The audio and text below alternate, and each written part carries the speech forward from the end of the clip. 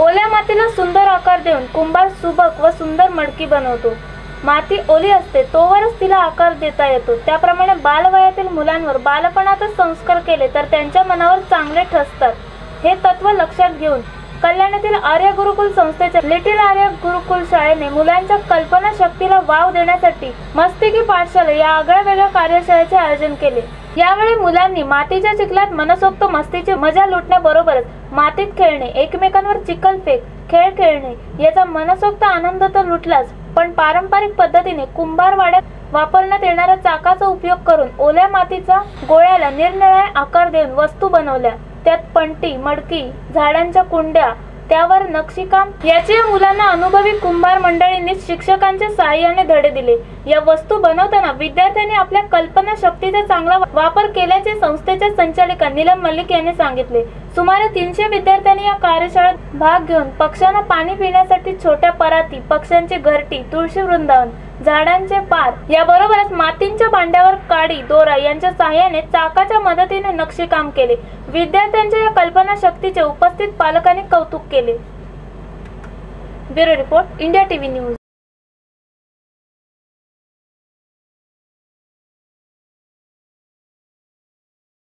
ठीक है, किसने बनाया? क्या नाम है आपका? केतकी, तूने बनवलं? कसं वाटलं तुला? हां, अरे आता तू काय लिटिल आहे, तू काय शिकलं? बरं, काय शिकलं आता तू? कसला पॉट आहे तो? मातीचा. तुला बनवणं कसं वाटलं? खूप छान वाटलं. पूर्ण तू बनवशील तर असं? मी माती दिली तर पूर्ण बनवशील तू? हां, बनवतं तुला कसं वाटलं? बनवू शकतो तू? बरं, कुठली शाळेत आहे? अरे तुला हे कोणी बनवलं? हे कसं आहे ते? हां, कुठून बनवलं?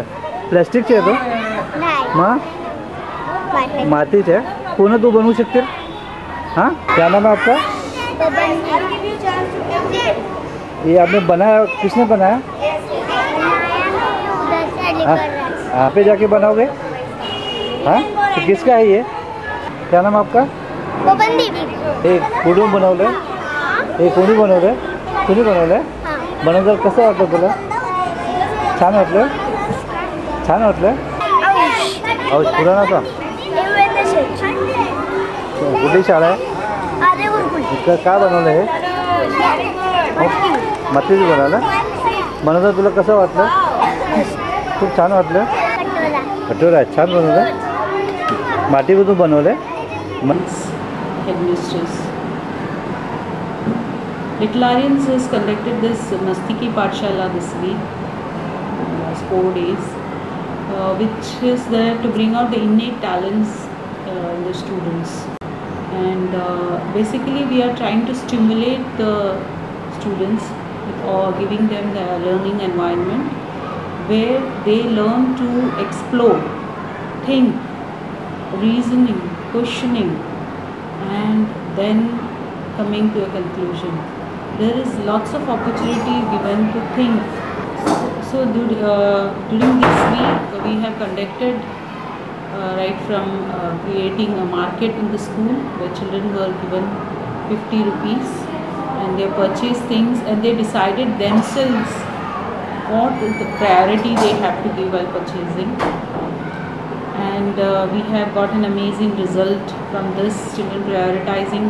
And we had another highlight is the treasure hunt, indigenous games and data handling. Children were given a list of items and they were told to go around the school and to count and write the numbers in the book, on the paper. And we had mud activity where the children literally played in the mud, literally played with the slush.